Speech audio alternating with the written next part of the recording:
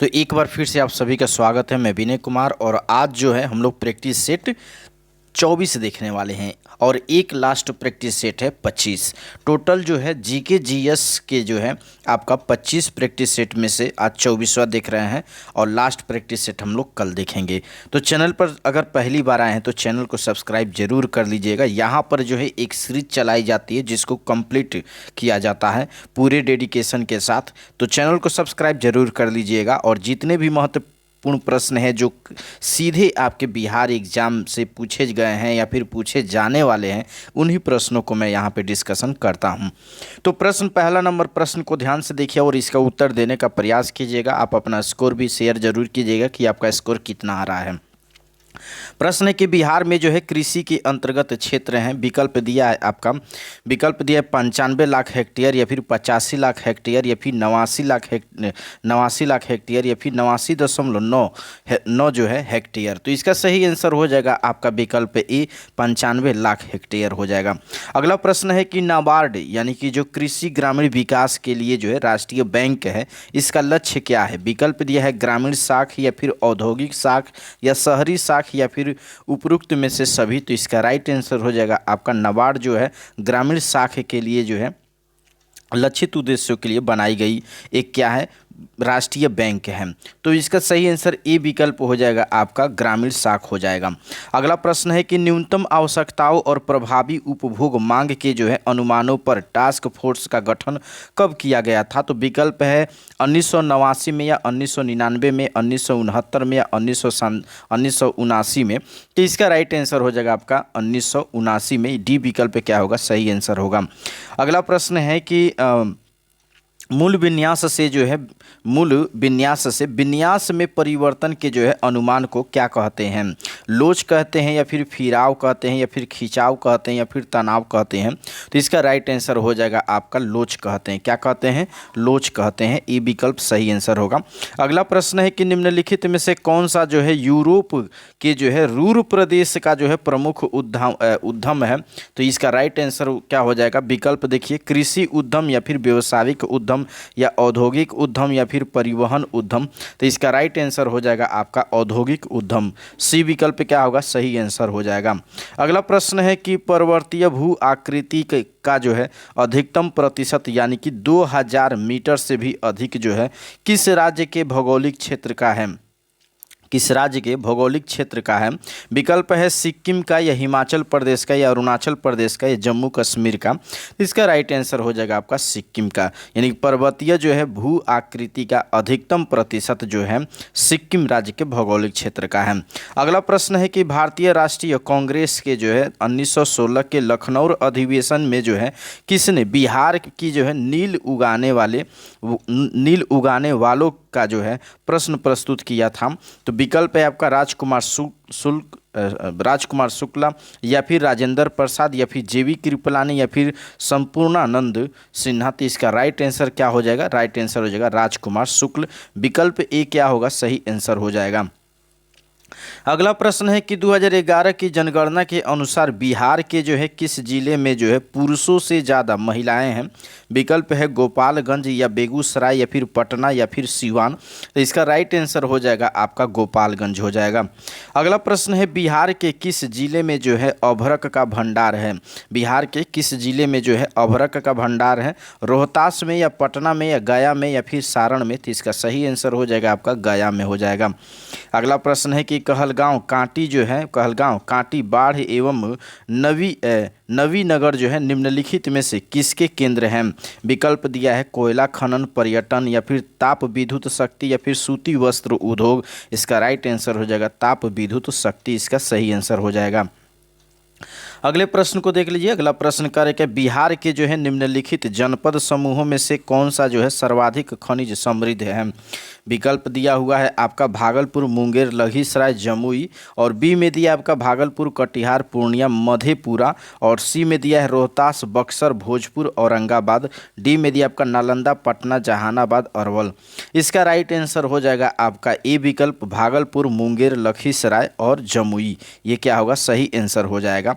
किस मामले में पूछा है? जनपद के मतलब होता है जिला, तो जिला समूह के नाम पूछा है जिसमें जो है सर्वाधिक खनिज समृद्ध है, जो सर्वाधिक खनिज समृद्ध है। चलिए अगले प्रश्न को देख लीजिए। बिहार जो है कब भारत में एक स्वतंत्र प्रदेश बना था? बिहार के पूछ रहा है कि कब भारत में जो है एक स्वतंत्र प्रदेश के रूप में उभरा? 1897 या 1905 में या 1907 में या 1912 में? तो इसका राइट आंसर हो जाएगा आपका 1912 में। ठीक है, डी विकल्प क्या होगा? सही आंसर हो जाएगा। अगला प्रश्न है कि इनमें से जो है किसने बिहार में पहले कांग्रेस मंत्री सभा का जो है नेतृत्व किया? विकल्प है अनुग्रह नारायण सिन्हा, बी में दिया आपका अब्दुल बारी, सी में दिया जयप्रकाश नारायण, डी में दिया है कृष्ण सिन्हा। तो इसका राइट आंसर हो जाएगा आपका श्री कृष्ण सिन्हा, यानी कि डी विकल्प क्या होगा? सही आंसर हो जाएगा। अगला प्रश्न है कि एक भारतीय राज्य के जो है रूप में बिहार बना, एक भारतीय राज्य के रूप में जो है बिहार बना था। विकल्प है आपका 1911 में, 1912 में, 1936 में, 2000 में। तो इसका राइट आंसर हो जाएगा आपका 1936 में। ठीक है, अगले प्रश्न को देखिए। भारत में प्रथम जो है लेजर इंटरफेरोमीटर ग्रेविटेशनल वेव जो है ऑब्जर्वेटिव लैब जो है किस राज्य में स्थापित होगी? तो इसका राइट आंसर हो जाएगा आपका विकल्प दिया है उत्तर प्रदेश, महाराष्ट्र, आंध्र प्रदेश या फिर बिहार। तो इसका सही आंसर क्या हो जाएगा? महाराष्ट्र हो जाएगा। तो बी विकल्प क्या होगा? राइट आंसर होगा। भारत में प्रथम लेजर इंटरफेरोमीटर जो है और ग्रेविटेशनल वेव ऑब्जर्वेटिव लैब जो है यह महाराष्ट्र में स्थापित किया जाएगा, ये आपको याद रखना है। अगला प्रश्न है कि 2G स्पेक्ट्रम में जो है अक्षर जी किस शब्द के लिए जो है प्रयुक्त किया जाता है? विकल्प है आपका ग्लोबल, बी में दिया गवर्नमेंट, सी में दिया आपका जेनरेशन और डी में दिया आपका गूगल। तो आप सभी जानते हैं इसका राइट आंसर सी हो जाएगा, जेनरेशन के लिए इसका प्रयोग किया जाता है। अगला प्रश्न है कि संक्रामक जो है रोग का जो है सबसे सामान्य वाहक है, संक्रामक रोग का सबसे सामान्य वाहक कौन है? चींटी है या मक्खी है या फिर ड्रैगन फ्लाई है या फिर मकड़ी है? इसका राइट आंसर हो जाएगा आपका विकल्प बी, मक्खी हो जाएगा। क्या हो जाएगा? मक्खी हो जाएगा। अगला प्रश्न है कि निम्नलिखित में से किस हार्मोन में जो है आयोडीन मिली होती है? विकल्प है आपका टेस्टोस्टेरोन और बी में दिया आपका एड्रेनलिन और सी में दिया आपका थायरोक्सिन और डी में दिया इंसुलिन। इसका राइट आंसर हो जाएगा आपका थायरोक्सिन, यानी कि सी विकल्प क्या होगा? सही आंसर हो जाएगा। अगला प्रश्न है कि हीमोग्लोबिन का कार्य है, हीमोग्लोबिन का कौन सा कार्य है? विकल्प में दिया हुआ है आपका ऑक्सीजन का परिवहन, बी में दिया आपका बैक्टीरियो का विनाश, सी में दिया ऊर्जा का उपयोग और डी में दिया रक्त अल्पता का जो है नियंत्रण। तो इसका राइट आंसर हो जाएगा आपका ऑक्सीजन का परिवहन। तो हीमोग्लोबिन का मुख्य कार्य क्या है? ऑक्सीजन का परिवहन करना है। चलिए नेक्स्ट प्रश्न को देख लीजिए। अगला प्रश्न है कि निम्नलिखित में से जो है कौन सा जो है हार्मोन स्तन ग्रंथि से जो है दुग्ध का स्राव होने में भूमिका निभाता है? विकल्प है एड्रेनलिन और बी में दिया आपका थायरोक्सिन, सी में दिया आपका प्रोजेस्टेरोन और डी में दिया है ऑक्सीटोसिन। तो इसका राइट आंसर हो जाएगा आपका ऑक्सीटोसिन, डी विकल्प क्या होगा? सही आंसर हो जाएगा। चलिए नेक्स्ट प्रश्न को देख लेते हैं।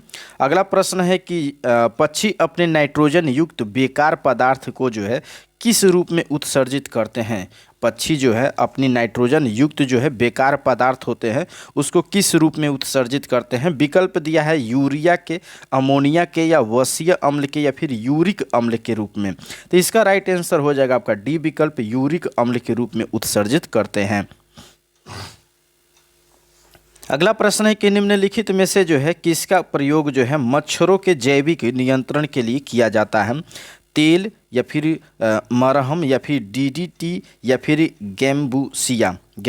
इसका सही आंसर क्या हो जाएगा? सही आंसर हो जाएगा आपका गेम्बूसिया से क्या होगा? डी विकल्प क्या होगा? राइट आंसर हो जाएगा। अगले प्रश्न को देख लीजिए। वृक्ष की जड़ों को मृदा से पानी कैसे मिलता है? वृक्ष की जड़ों को मृदा से पानी कैसे मिलता है? विकल्प है आर्द्रता जल से या बंधा जल से या कोशिका जल से या फिर उपरोक्त में से एक से अधिक। तो इसका राइट आंसर हो जाएगा आपका कोशिका जल से मिलता है। अगला प्रश्न है कि सल्फर हेक्साफ्लोराइड अणु का जो है आकार कौन सा है? विकल्प है त्रिभुजाकार पिरामिड, बी में दिया आपका अष्टफलकीय चतुष्फलकीय, सी में दिया समतलीय, डी में दिया आपका चतुष्फलकीय। तो इसका राइट आंसर हो जाएगा आपका अष्टफलकीय हो जाएगा। बी विकल्प क्या होगा, सही आंसर हो जाएगा। अगला प्रश्न है कि प्रेशर कुकर में जो है खाना पकाने में कम समय लगता है क्योंकि। अब विकल्प देखते हैं। विकल्प दिया है यह पानी के क्वथनांक को बनाए रखता है, यह पानी के क्वथनांक को बढ़ा देता है, और सी में दिया यह पानी के जो है क्वथनांक को कम करता है, डी में दिया यह पानी के क्वथनांक को प्रभावित नहीं करता है। तो इसका सही आंसर क्या हो जाएगा, सही आंसर बी विकल्प हो जाएगा, यह पानी के क्वथनांक को जो है बढ़ा देता है। ठीक है, अगले प्रश्न को देख लेते हैं। पानी की बूंद जो है तेलीय सतह पर नहीं चिपकती है। पानी की बूंद तेलीय सतह यानी कि जो तेलीय वलय होता है उस पर नहीं चिपकती है। इसका के मुख्य कारण बताना है, क्या होगा। विकल्प है आपका चिपकने वाला बल जो है कम होता है, कमी के कारण, यानी कि जो चिपकने वाली बल होती है वहाँ पे कमी होती है, इसी के कारण। बी में दिया है आपका सतही तनाव के कारण। सी में दिया है क्योंकि वे आपस में जो है नहीं मिल सकते हैं, और डी में दिया है क्योंकि पानी जो है तेल से हल्का होता है। तो इसका राइट आंसर हो जाएगा आपका विकल्प ए। विकल्प ए होगा आपका चिपकने वाले जो है बल में कमी के कारण। ठीक है, तो ए विकल्प क्या होगा, सही आंसर हो जाएगा। अगला प्रश्न है कि वाटर गैस जो है, अब यहाँ पे बताना है विकल्प के आधार पर कि क्या होगा, ठीक ना, का मिश्रण होता है। तो किसका मिश्रण होता है, विकल्प है कार्बन मोनोऑक्साइड और हाइड्रोजन का, या फिर कार्बन मोनोऑक्साइड ऑक्सीजन का, कार्बन मोनोऑक्साइड नाइट्रोजन का, या फिर कार्बन डाइऑक्साइड और हाइड्रोजन का।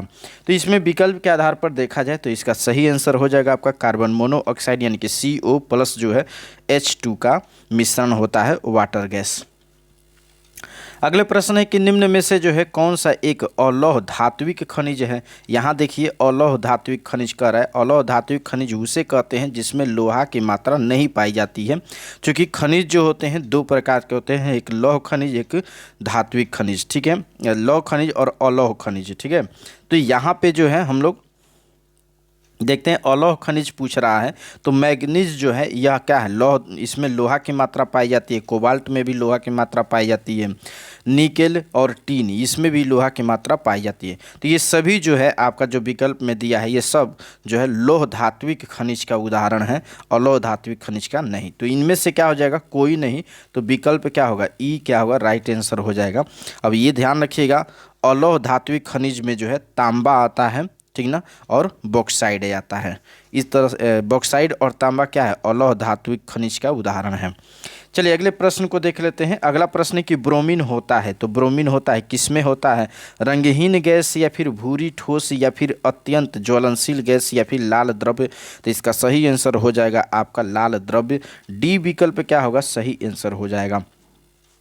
चलिए अगले प्रश्न को देख लीजिए। कपड़े जो है साफ करने में प्रयोग होने वाले डिटर्जेंट है, तो कपड़े साफ करने में कौन से डिटर्जेंट का प्रयोग किया जाता है। विकल्प है आपका कार्बोनेट या फिर बाइकार्बोनेट या फिर बिस्मथेट या फिर सल्फोनेट। तो इसका सही आंसर हो जाएगा आपका सल्फोनेट जो है इसका सही आंसर हो जाएगा। डी विकल्प क्या होगा, सही आंसर होगा। अगला प्रश्न है कि एक व्यक्ति पृथ्वी पर अधिक भार जो है किस स्थिति में ढकेलता है। विकल्प दिया है आपका बैठने की स्थिति में, खड़े होने की स्थिति में, या फिर जमीन पर लेटे जाने की स्थिति में, या फिर उपरोक्त में से एक से अधिक। तो इसका सही आंसर हो जाएगा आपका खड़े होने की स्थिति में। खड़े होने की स्थिति में बी विकल्प क्या होगा, सही आंसर हो जाएगा। यानी कि एक व्यक्ति जो है पृथ्वी पर अधिक भार जो है वह खड़े होने की स्थिति में जो है ढकेलता है या फिर ढकेल सकता है। अगला प्रश्न को देख लेते हैं। अगला प्रश्न कार्य क्या कि लेंज के जो है नियम की व्युत्पत्ति के लिए जो है निम्न में से किसके संरक्षण का नियम का उपयोग किया जाता है। तो लेंज के नियम, सीधे अगर प्रश्न को समझे तो लेंज के नियम पूछ रहा है किसके लिए प्रयोग किया जाता है, किसके संरक्षण के लिए। विकल्प दिया आपका संवेग के, चुंबकत्व के, या फिर आवेश के, या फिर उपरोक्त में से एक से अधिक। तो इसका राइट आंसर हो जाएगा आपका कोई नहीं, ठीक ना, इनमें से कोई नहीं होगा, क्योंकि इनमें जो दिया हुआ है संवेग दिया है, चुंबकत्व दिया है, आवेश दिया है, ठीक ना, तो ये लेंज के नियम नहीं। लेंज के नियम किसका संरक्षण करता है, तो ऊर्जा का संरक्षण करता है, यानी कि ऊर्जा के संरक्षण के नियम पर आधारित होता है लेंज के नियम, जो आपके विकल्प में नहीं दिया है। ठीक है, तो समझ गए होंगे ई विकल्प क्या होगा, इसका राइट आंसर हो जाएगा। अगला प्रश्न है कि विद्युत चुंबक का जो है कोर बनाने के लिए सामान्यतः जो है उपयोग की जाने वाली सामग्री होती है। विकल्प दिया आपका नरम लोहा या फिर स्टेनलेस स्टील या फिर एल्युमिनियम या फिर उपरोक्त में से एक से अधिक। तो इसका राइट आंसर हो जाएगा आपका नरम लोहा हो जाएगा, यानी कि विकल्प ए क्या होगा, सही आंसर होगा। ध्यान रखिएगा, नरम लोहा यहाँ पर कर दीजिएगा, ठीक है ना, नरम लोहा। प्रश्न को फिर से देखिए, विद्युत चुंबक का जो है कोर बनाने के लिए सामान्यतः नरम लोहा का प्रयोग किया जाता है। अगला प्रश्न है कि निम्नलिखित में से कौन सी जो है विद्युत चुंबकीय नहीं है। विद्युत चुंबकीय कह रहा है, नहीं है, कौन सा विकल्प के आधार पर बताना है। विकल्प को ध्यान से देखिए, विकल्प में दिया हुआ है आपका गामा किरण, अल्फा किरण, एक्स किरण और उपरोक्त में से एक से अधिक। तो इसमें देखिए विद्युत चुंबकीय नहीं है, तो यह अल्फा किरण जो है यह विद्युत चुंबकीय नहीं है। बाकी गामा किरण और एक्स किरण जो है यह विद्युत चुंबकीय है। अगला प्रश्न है कि एक सुचालक को दूसरे चार्ज किए गए सुचालक के जो है पास लाकर जो है बिना संपर्क बनाए चार्ज करने की प्रक्रिया कहलाती है। विकल्प है आपका प्रेरण या फिर चालक या फिर संवहन या फिर विकिरण। तो इसका राइट आंसर हो जाएगा आपका प्रेरण हो जाएगा, ठीक है, प्रेरण हो जाएगा। अगला प्रश्न है कि बहुत ठंड के जो है मौसम में पानी का, अब यहाँ विकल्प दिया हुआ है, जलीय जीवन को संरक्षित करने में मदद करता है, संकुचन या फिर विस्तार या फिर वाष्पीकरण या फिर ऊर्ध्वपातन। तो इसका राइट आंसर हो जाएगा आपका विस्तार। क्या हो जाएगा, विस्तार। यानी कि बहुत ठंड के मौसम में जो है पानी का विस्तार जो है जलीय जीव को संरक्षित करने में मदद करता है।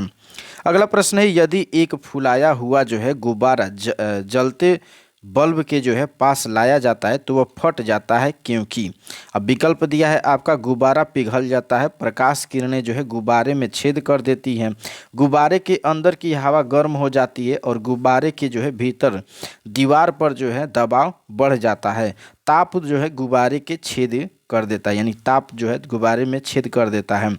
तो इसका राइट आंसर क्या हो जाएगा, इसका राइट आंसर देखिए सी विकल्प क्या होगा, सही आंसर होगा। गुब्बारे के अंदर की हवा क्या हो जाती है, गर्म हो जाती है और गुब्बारे के भीतरी दीवार पर जो है दबाव बढ़ जाता है, जिसके वजह से गुब्बारा क्या हो जाता है, फूट जाता है, ठीक है।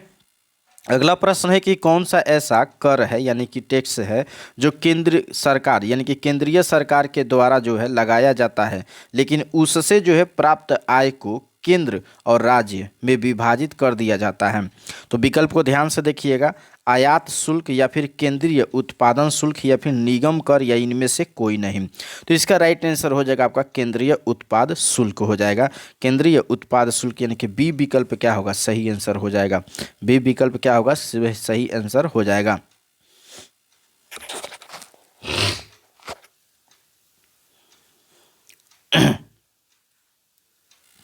चलिए अगले प्रश्न को देख लेते हैं। अगला प्रश्न है कि लौंग पौधे के जो है निम्नलिखित में से किस भाग से जो है प्राप्त होते हैं। लौंग पौधे जो है किस भाग से प्राप्त होते हैं। तो विकल्प दिया है आपका शुष्क पत्तियों से या फिर शुष्क तने से या फिर शुष्क बीज से या फिर जो है शुष्क पुष्प कली से या फिर उपरोक्त में से कोई नहीं या फिर एक से अधिक। तो इसका राइट आंसर हो जाएगा आपका शुष्क पुष्प से, यानी कि डी विकल्प क्या होगा, सही आंसर होगा शुष्क पुष्प कली से, शुष्क पुष्प कली से हो जाएगा, ठीक है। चलिए अगले प्रश्न को देख लीजिए क्या कह रहा है। प्रश्न कह रहे हैं क्या कि इंद्रधनुषीय क्रांति का संबंध है।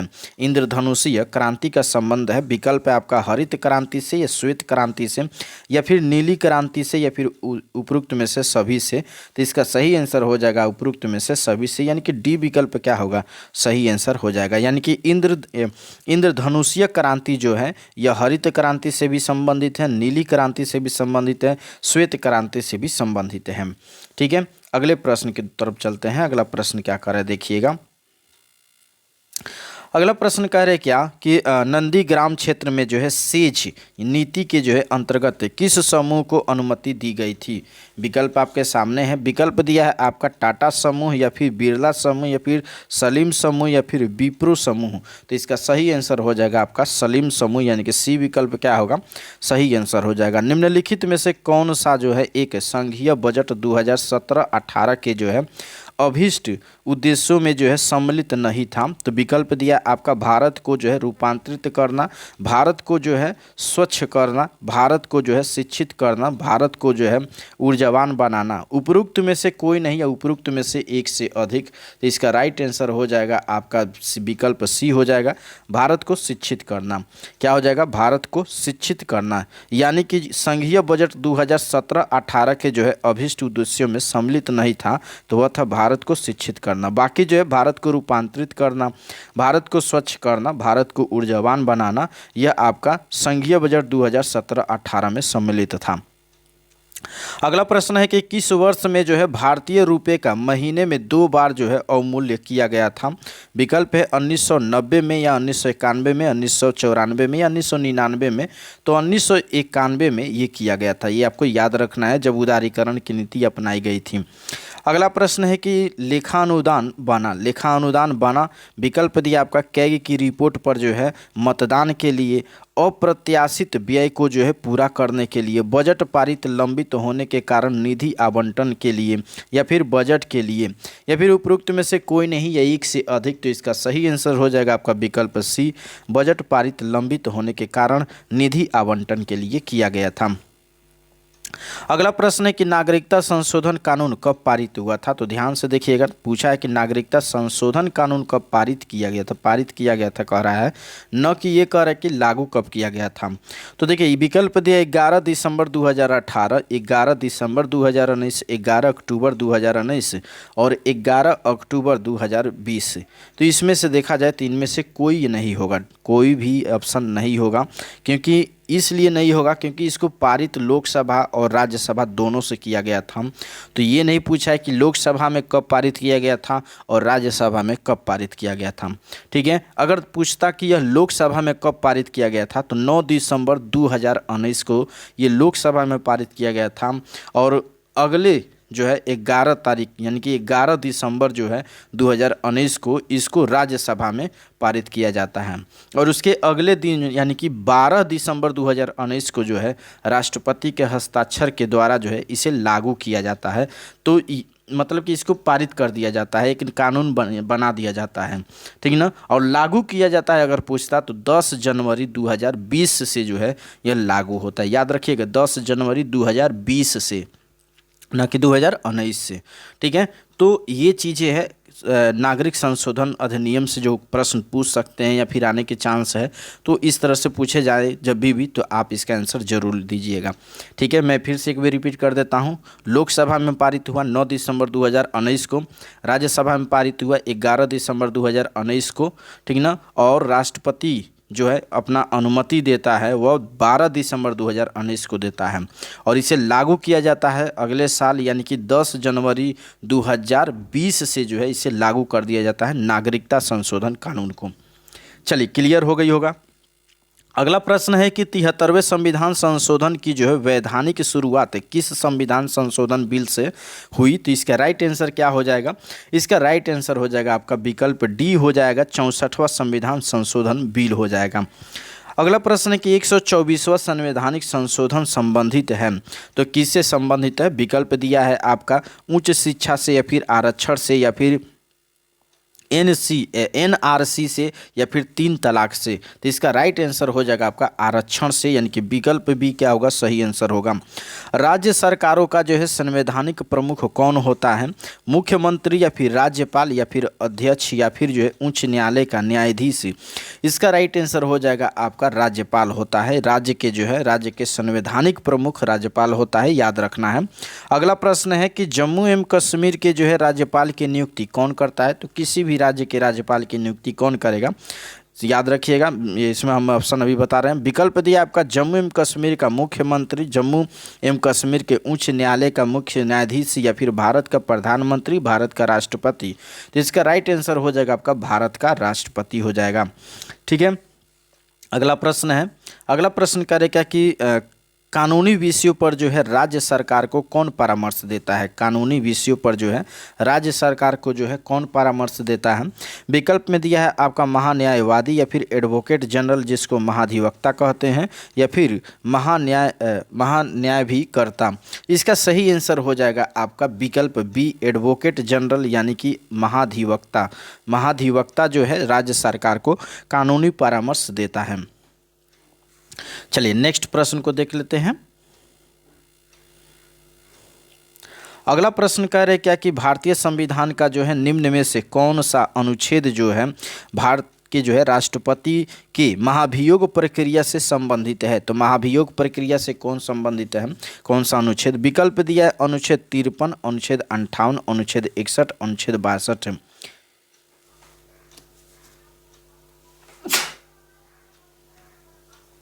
तो बताइए इसका आंसर क्या हो जाएगा? विकल्प सी क्या होगा? राइट आंसर होगा अनुच्छेद 61 क्या होगा? राइट आंसर हो जाएगा। अगला प्रश्न है कि किस विधेयक पर जो है भारत के राष्ट्रपति अपने जो है निषेधाधिकार का जो है प्रयोग कर सकते हैं? तो निषेधाधिकार का प्रयोग कर सकते हैं। विकल्प भी दिया है आपका धन विधेयक, गैर धन विधेयक, वित्त विधेयक या फिर संविधान संशोधन विधेयक। तो इसका राइट आंसर हो जाएगा आपका गैर धन विधेयक, इसका सही आंसर हो जाएगा। अगला प्रश्न है कि संसद के जो है संयुक्त सत्र की अध्यक्षता कौन करता है? राष्ट्रपति करता है, उपराष्ट्रपति करता है, लोकसभा का अध्यक्ष करता है या फिर प्रधानमंत्री करता है? तो इसका सही आंसर हो जाएगा आपका लोकसभा का अध्यक्ष करता है।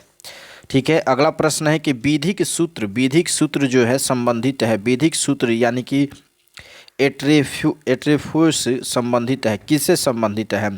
विकल्प दिया आपका दोहरा खतरा से या फिर पूर्ववर्ती ऑपरेशन से या फिर आत्म संस्कार से या फिर एक्स पोस्ट फैक्टो कानून से। इसका सही आंसर हो जाएगा आपका दोहरा खतरा से, इनकी ई विकल्प क्या हो जाएगा?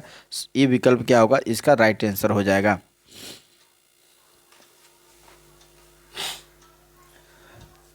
अगला प्रश्न को देख लीजिए।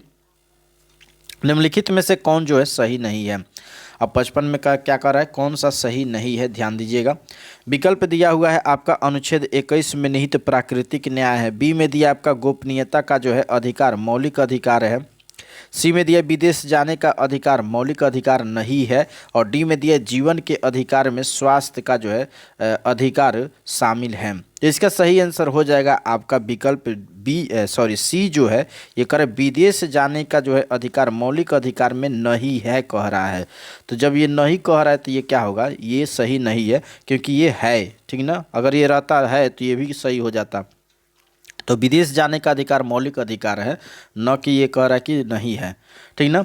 अगला प्रश्न है कि अनुच्छेद 51A का जो है क्लोज 51A का जो है क्लोज की जो है कि कब जोड़ा गया था? तो इसको कब जोड़ा गया था? अनुच्छेद 51A का क्लोज जो है इसको कब जोड़ा गया था? विकल्प देख लीजिए पहले। ये करके संविधान का 73वां संशोधन अधिनियम 1992, 85वां संविधान संशोधन 2001 या फिर 86वां संविधान संशोधन जो है 2002 या फिर 93वां संविधान संशोधन 2005। इसका राइट आंसर हो जाएगा आपका 86वां संविधान संशोधन 2002, यानी कि सी विकल्प क्या होगा? सही आंसर हो जाएगा। चलिए अगले प्रश्न को देख लीजिए। प्रोफेसर केसी जो है व्हीलर के अनुसार भारतीय संविधान है।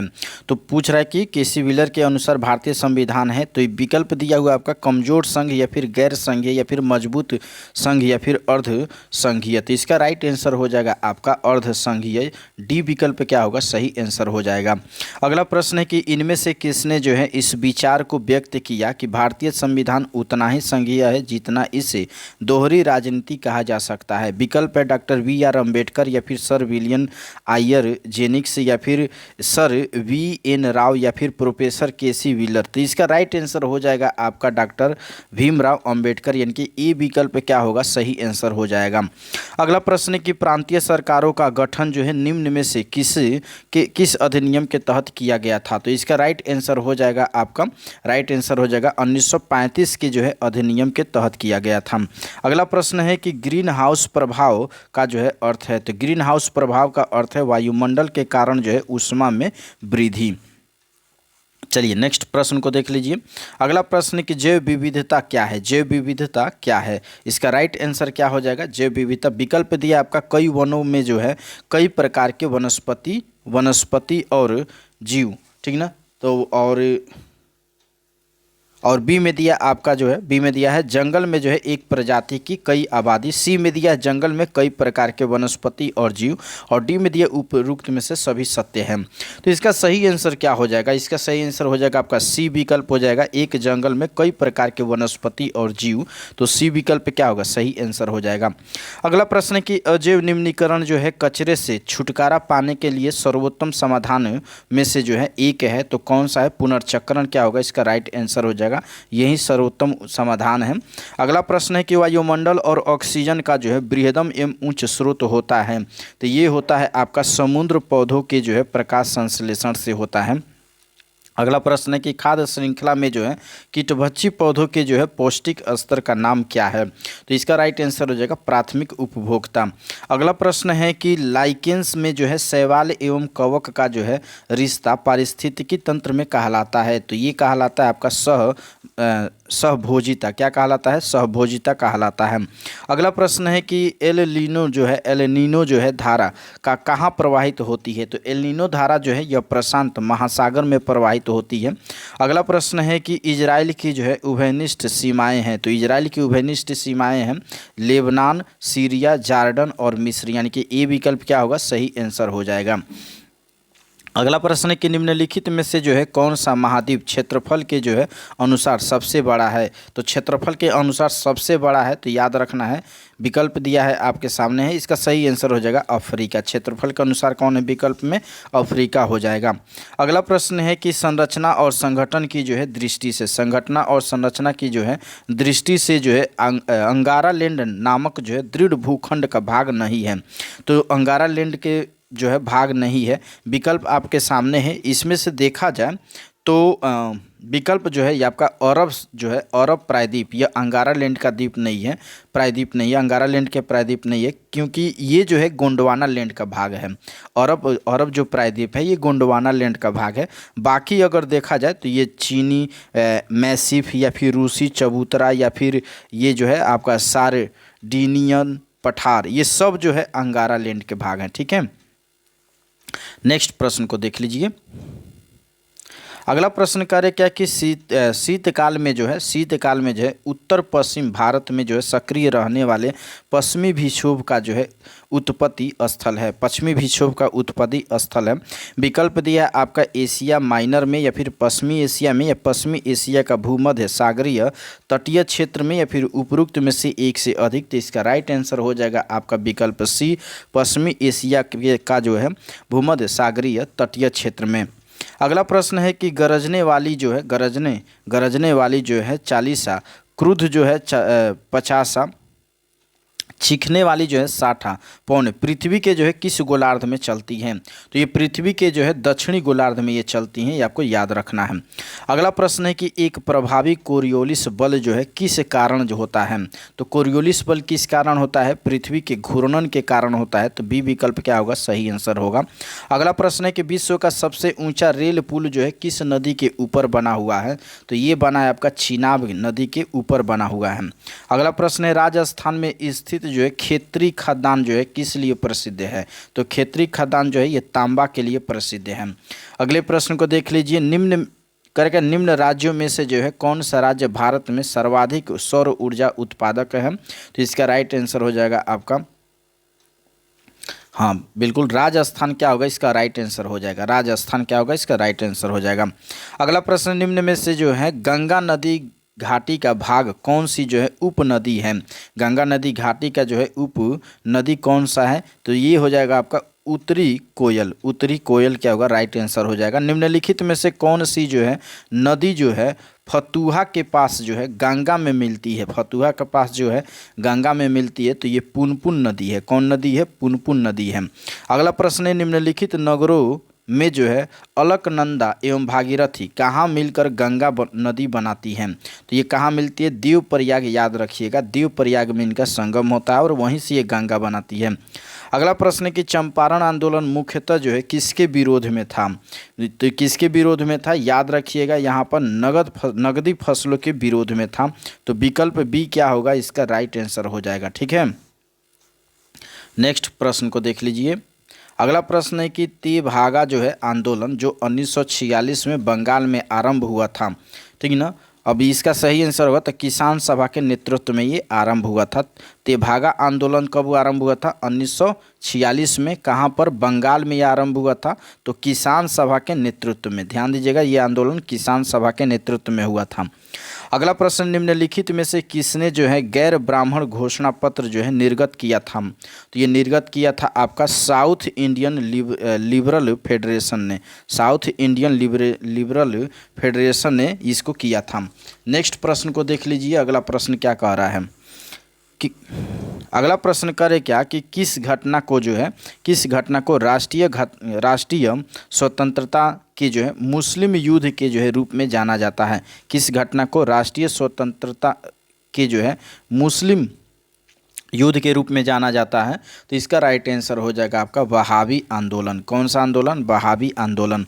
अगला प्रश्न है कि देवबंद के जो है उस विद्वान का जो है नाम बताइए जिन्होंने जो है स्वतंत्रता आंदोलन में महत्वपूर्ण भूमिका निभाई थी। तो वह हो जाएगा आपका ए विकल्प, अबुल कलाम आज़ाद। अबुल कलाम आज़ाद क्या होगा? सही आंसर होगा। राष्ट्रवादियों के जो है दैनिक समाचार पत्र में द इंडियन नेशन का जो है प्रकाशन कब आरंभ हुआ था? तो ये हुआ था आपका 1931 में हुआ था। कब हुआ था? 1931 में हुआ था। बंगाल व बिहार के जो है नील कृषकों की दशा का जो है वर्णन करते हुए नील दर्पण नाटक किसके द्वारा लिखा गया था? तो ये किसके द्वारा लिखा गया था? ये दीनबंधु मित्र के द्वारा लिखा गया था। तो सी विकल्प क्या होगा? सही हो जाएगा।